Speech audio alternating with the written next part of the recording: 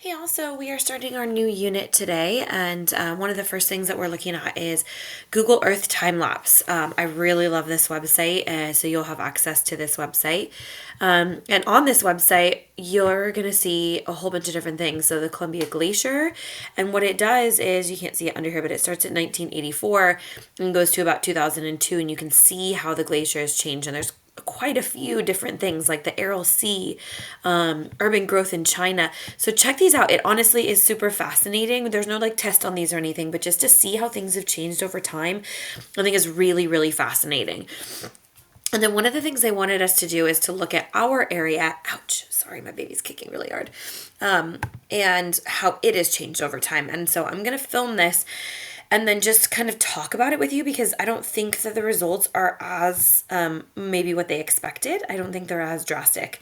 So let me push this away so we can see this. So this is kind of the Granada Hills area. You can see I've zoomed into like a little bit above and a little bit below the 118. So this is from 1984 until essentially present day. And I actually noticed that there's not a lot of big changes. There's some communities that are growing. So if you kind of look in this area here, so that's what it used to look like. And then in the last, 40 years or whatever, we can see that now that that's a community.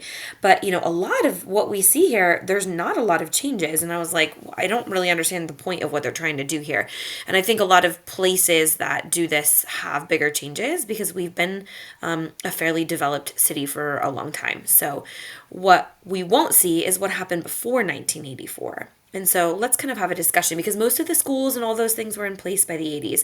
So what was this area before 1984? And what you'll find if you do a little bit of Googling is it was mostly orange groves. That's what kind of grew here naturally.